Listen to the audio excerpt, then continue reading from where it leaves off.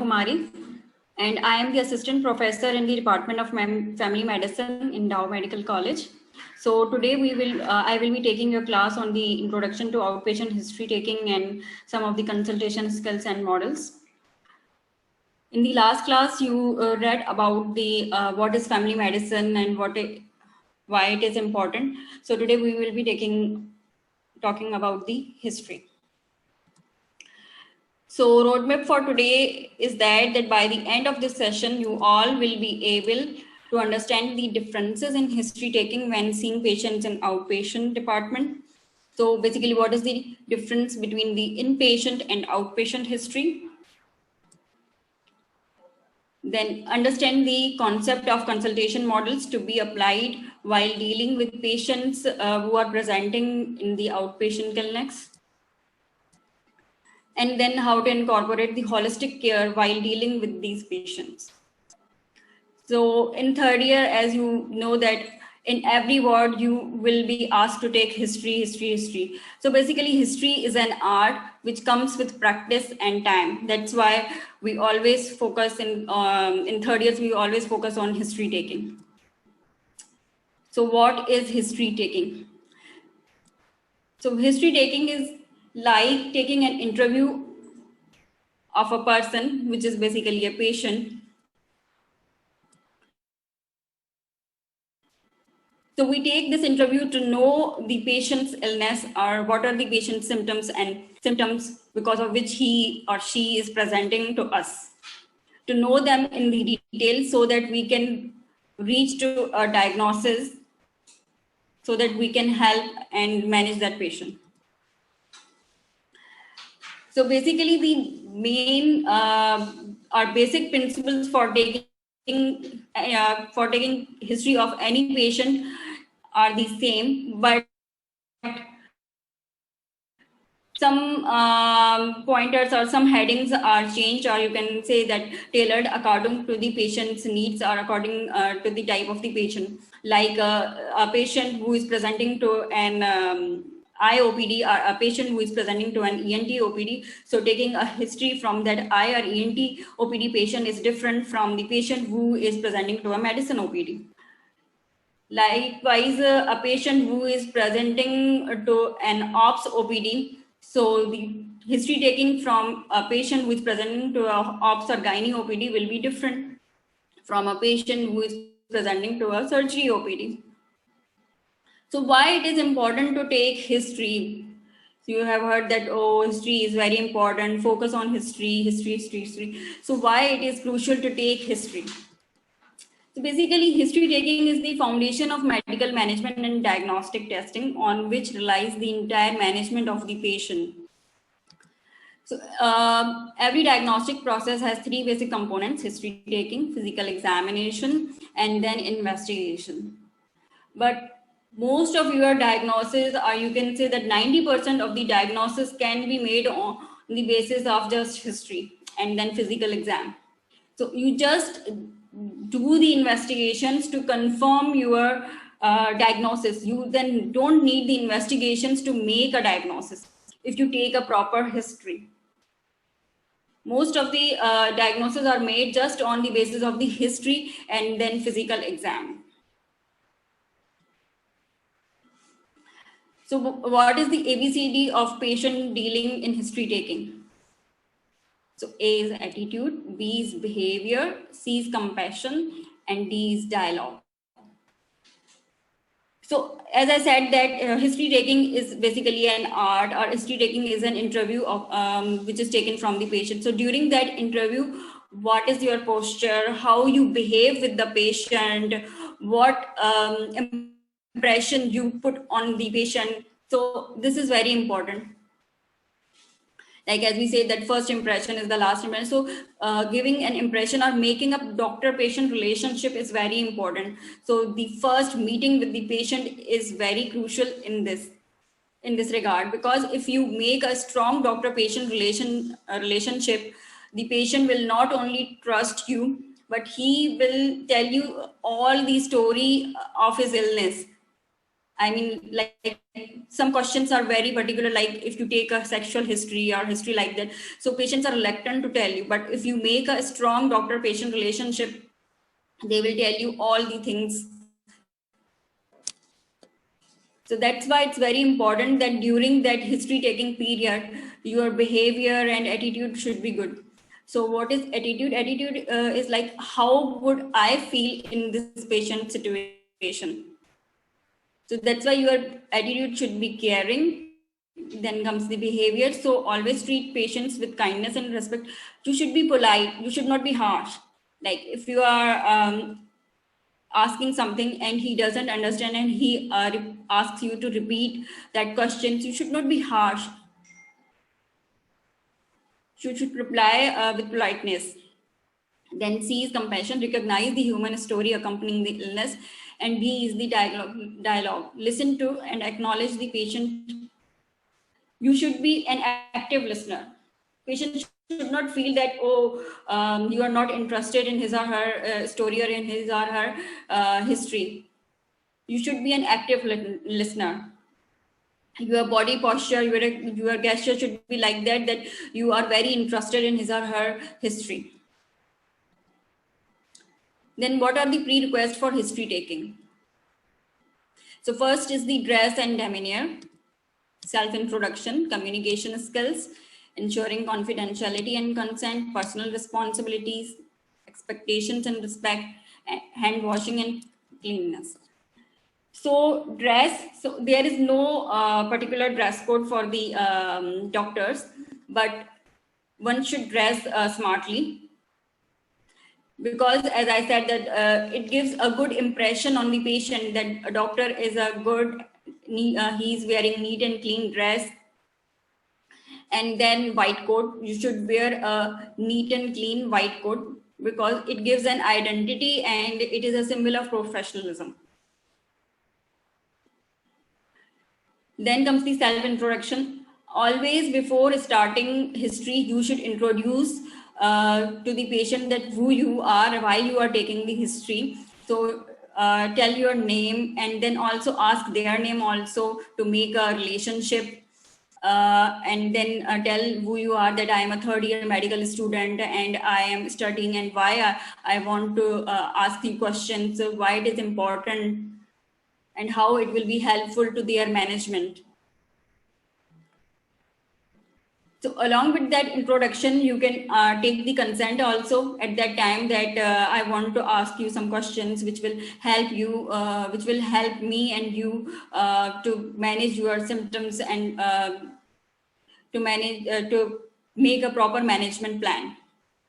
So in all these dialogue, the communication skills are very important and crucial. So in communication skills, there are verbal communication skills can be divided into verbal and non-verbal.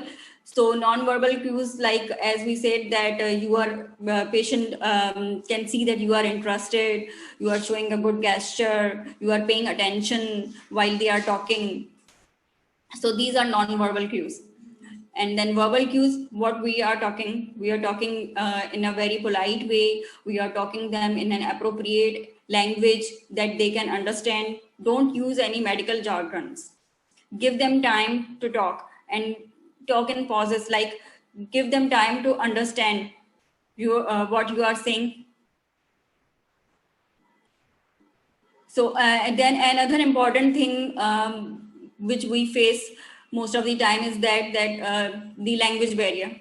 Like patient can speak only Sindhi or can speak only Pashto, and you don't know that language, then you need a translator. So ensuring confidentiality and consent, as I said that consent should be taken while you are introducing yourself. Then ensuring confidentiality. So you should not take history while you are in the open air. I mean, take history when they are in a room, in a proper setting, because no one wants to tell their symptoms when all around, when they are in a crowd, when they are in a corridor and everyone is hearing what they are saying. So always tell patients then whatever you tell me would be confidential between me and you, and I will not tell your symptoms or your story to others. Personal responsibilities is responsibilities of a doctor to him or herself, that he should also take care of his or her health. If he or she has some communicable disease or something, then he should not transmit that disease to the patients. Then comes the expectations and respect. So it's also important that during that consultation or during that interview with the patient, you should ask that why you are here, what brings you here. Most of the patient has gone to many doctors and then they come to you. So why they are here, are they and if they are having that disease since many years, what is the reason for coming today? There is a term called ICE. ICE. ICE means that I is for ideas, C is for concerns, and E is for expectations, that we usually ask during the history from the patient. Idea means that what patient thinks, in patient's opinion, what could be the reason of that symptom. For example, why he or she is having itching, what could be the reason behind it, or what he thinks that because what is the reason. Then comes the concerns. What is her main concern, his or her main concern? So you should address, ask them, and then address those issues. What are our concerns? As if any patient is coming with a high blood pressure, and then you just checked all and give just medicine, but he or she may not be happy with you. He may not go satisfied because there were some concerns regarding blood pressure, high blood pressure, which they wanted from you to ask, but you did not answer that. So it's really important. Then comes the expectations. What are their expectations? What they want from you? And then last but not the least is the hand washing and cleanness. So during this pandemic, I think everyone knows how important hand washing is, and proper hand washing. Then what are the general guidelines for taking outpatient history? So start with the open-ended questions, allowing the patients to speak first. So there are two types of questions, open-ended and close-ended. So what are the open-ended questions? Open-ended questions are like those that what brings you here? If they are telling any symptoms, then you can say that describe this in detail, in more detail. What do you mean by that? And then close-ended questions are like, since how long you have cough? Is it dry or is it productive? Is there any blood? So these are just close-ended questions in which they will just answer in yes or no, or dry or productive, like that. So you should start with open-ended questions. Give them time to speak first. Give them time to speak first, and ask them to tell their story, and then slowly and gradually you go to the close-ended questions. So first of all, in history taking comes the biodata. As you all know that we ask what we ask in the biodata. We ask the name, sex, age, wife of or son of or daughter of, the whole name, then address, where they live, and any comorbids that we usually ask in the in the biodata. Then comes the presenting complaints. So presenting complaints, always we ask and document in a chronological order. Like the first complaint at the top, like if they have cough, so since 1 year they have cough, then since 6 months they have fever, like that. So all these complaints come in a chronological order. So in the history of presenting complaint, whatever their complaints are, 1, 2, 3, 4, are just one. You have to explain that complaint in the depth, in detail. You have to take the history. Okay, so one more thing I want to add, that in the review of system, we ask about all the systemic review, like if the CNS, the GIT, the respiratory. But if a patient who is coming with respiratory complaint, like if a patient who is coming with the cough, then you have to take the relevant history in the presenting complaint. So all the questions of the respiratory system should be asked in the presenting complaint, or the questions which are related to that complaint should be asked in the presenting complaint, and then rest of the questions should be asked in the review of system. So basically the relevant history is the part of the history of presenting complaint. Then comes the past history. So in the past history, you ask about past medical, past surgical, and the transfusion history. Then comes history. You should ask about all the medications that they are taking currently, or that they used to take in the past, along with the dose, name, dose, duration, all that should be mentioned properly. If they don't remember, you can write that they are taking some antibiotic or they are taking some antihypertensive, but exact name they don't know. And if they have any name written on anything, you can ask them to bring. Okay, after the drug history, the personal history. You all know what we ask in the personal history: appetite, sleep, bowel habits, urination, addictions, allergies. You can also ask in this history, or you can give a separate heading, allergy history. So allergies should be asked to the allergies related to anything like pollen, perfume, or dust, and also the drug allergies should also be mentioned. So in family medicine, personal history or psychosocial history, the main difference is that we also ask about the mood. We also ask about any stressors if they have, and the addictions. In addictions, if they have any addictions, you should ask about since how long they have that. If like smoking, you should ask about how many cigarettes per day, since how long they are using that.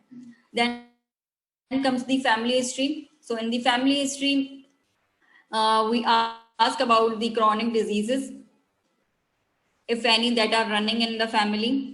Then we ask about, you can ask about the how many brothers and sisters, I mean how many siblings they have, are the parents alive or not, and if they are married, how many children they have. You can ask all these. And one more thing I have not mentioned here is the socio-economic history. So you can give a separate heading of the socio-economic history, or you can incorporate that in the psychosocial, like where they, in which type of house they live, and how many earning members are there, how many dependents are there, which type of water they use. So besides all these history pointers that you have learned in the other departments, are also like medicine, surgery. In family medicine, we also cater the aged people. We also cater the pediatric. So any kind of patient we see in the family medicine department. So in pediatric history, there would be additional bind history, that is birth, immunization, nutrition, and development. If you see a child patient, so what is birth history? In the birth history, basically you take the history of that child, how it was delivered, when it was the full term or pretermer, what was the mode of the delivery, like cesarean or normal delivery, where it was taken, like hospital or at home, what was birth weight, if they know. Then comes the immunization, the vaccination history. So is he immunized according to the age or not? Is he EPI immunized? Are they giving extra vaccines also or not? Then comes the nutrition. In the nutrition, if the child is breastfed, you should ask about exclusive breastfed or not, and since how long he or she was breastfed. and then ask about weaning, age of the weaning, and what is the current diet of the child. Then the developmental history, and the developmental history according to that age you should ask about the milestones, like is he walking, is he running, at what age he started speaking, like that. So if the patient is a female patient, you should ask the menstrual history, at least the last menstrual period, what was the date of the last menstrual period. And if the patient is pregnant, then the ops history should be asked. So in the ops history, gravida and para should be asked. And what were the mode of deliveries of the previous children, how many children they have, how many miscarriages they have, was there any bad obstetric history?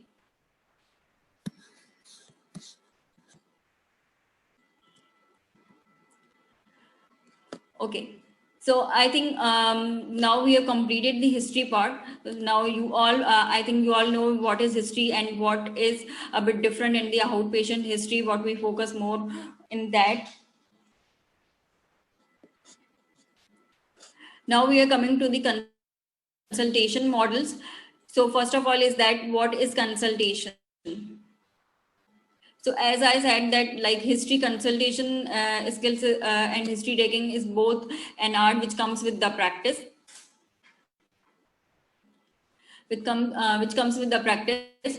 So what is consultation? Consultation is basically consultation word you can mean that it is basically meeting of the two experts, like a doctor which is expert in her field, his in her or his field, and a patient who is basically expert in his or her on illness. So consultation skill is basically the cornerstone of the general practice. So for this consultation skill, there should the communication skills and the patient centeredness are the key elements. So patient centeredness means that you are incorporating the patient point of view in the management, and you are taking along with that patient. It's not, it should not be doctor centered, like only doctor is talking and patient is just listening. That should not be the way. Then the consultation length, so it's variable depending on the patient, but ideally it should be at least 10 minutes, especially the initial patient or a patient who is a psychiatric patient, so it can vary according to the patient. So here I want to discuss the disease and illness framework model. There are two frameworks, disease and illness. So what is disease and what is illness? So disease is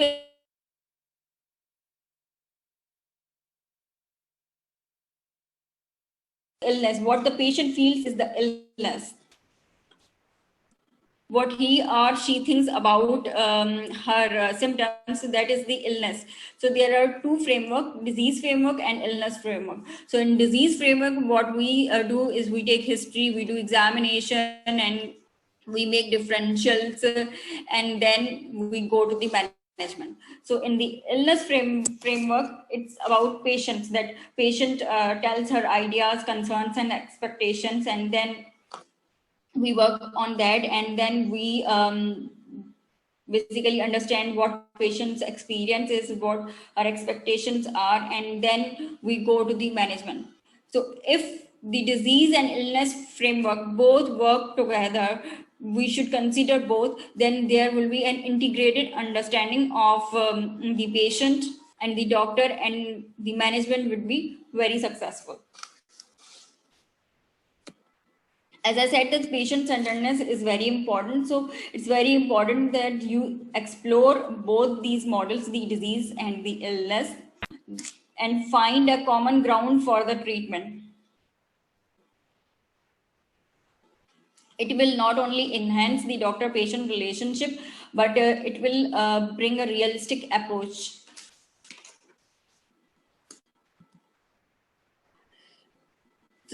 Then comes the consultation models. So there are so many consultation models, but I will be just discussing only two of the consultation models here.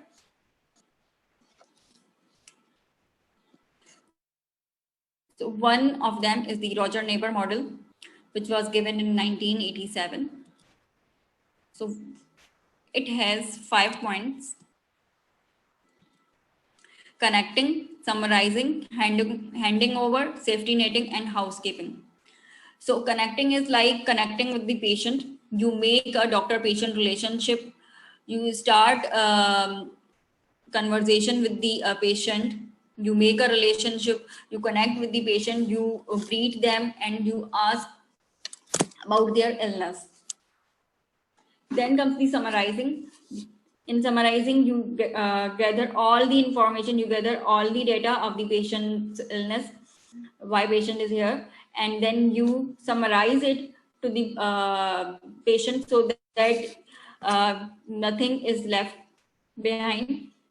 Then comes the handing over. Handing over is like that you have made diagnosis, you have made the management, and now you are giving that management to the patient. You are asking the patient, now it is your responsibility to take these medicines, to follow this management plan. So this is handing over. Then comes the safety netting. Safety netting is very important in the outpatient department. Actually, it is very important in all the departments, but in family medicine, it is really very important because you are sending the patient back to home. So you should tell all the red flags. Like if a patient who is coming with a fever, so you should tell all the red flags of the fever, like if fever gets very high, or if patient is fitting, or if he is getting intractable vomiting, or if patient is if fever is very high and it's not coming down, then what should he do in that. So you have to tell that these are the red flags, or these are the alarm symptoms, or these are the danger signs for which you do not wait for the next appointment, but you have to go to the emergency immediately. So this is called safety netting. Then comes the housekeeping. Housekeeping is basically for the doctor. So housekeeping means that the doctor should housekeep his or her mind before entertaining the next patient. So if you have seen a patient and you have completed the consultation, then before next consultation, before asking the next patient to come and see, you should housekeep your mind of that patient and then focus on next patient, because every patient in general practice is different. If one patient is of depression, then other patient could be child, then another patient could be a female with some gynecological problems. So every patient is different. So this is Roger Neighbor model of consultation. Then there is another model which I will be discussing here, is the Stott and Davis model, which was given in 1979. So in this model, what he is saying that management of presenting problems, like with which patient presents to us. Like if he or she is presenting with the fever, then we have to manage that presenting problem. Then the management of the continuing problem. So you should not forget that if he is presenting with fever acutely with this problem, but in the long run he also has diabetes, in the long run he also has hypertension or any other chronic disease along with that. So you should also focus on that problem also. So you should manage that continuing problem along with that.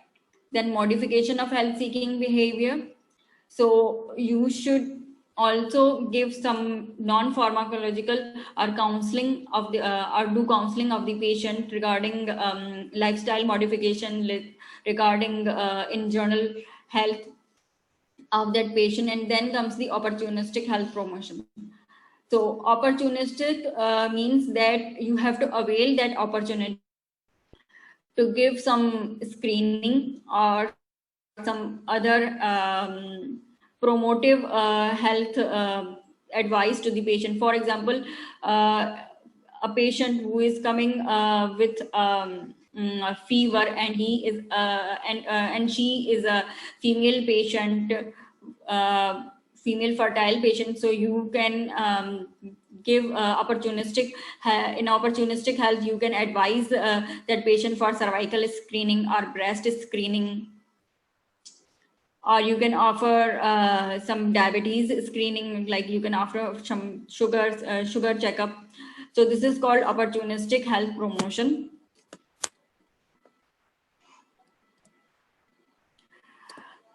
Now coming to the point that what is difference in the outpatient history and history taking and the inpatient history taking. So the history pointers and the main history taking is the same in both outpatient and inpatient, but in outpatient you are time bound because you have many patients to see in the outpatient department, after one another, after one the other patient. So you are time bound. As I said that the consultation length at least should be 7 to 10 minutes, not more than that, because you have appointments of the patients one after another. Then taking a snapshot history of the patient. So basically, if patient has so many problems and he or she is here with a list of the problems, you can ask the patient that, okay, you can tell me all your problems this time, but I will focus on one, or you can prioritize the problems, and you can ask them that I will focus on one problem at one time and the other problem the next time.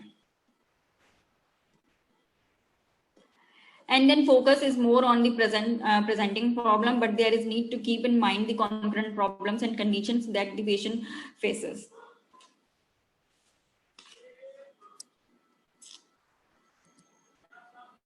Thank you for your time. If you have any questions, you can ask.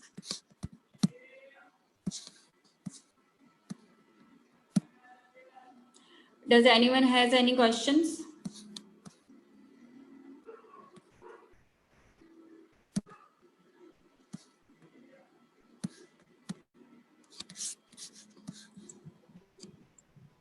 Hello, अस्सलाम वालेकुम। वालेकुम सलाम।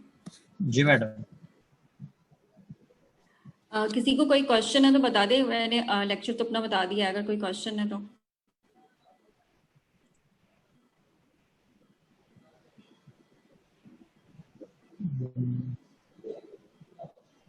फिलहाल तो कोई question नहीं आ रहा। अच्छा,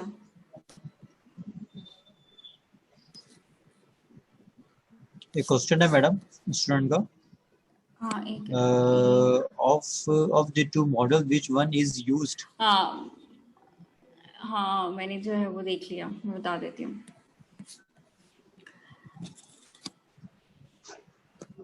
So basically, you can use any of them, or you can use a mixture of them, because I have just discussed the two consultation models, but there are many more which I have not discussed here. But you can use any of them. None is wrong and none is perfectly right.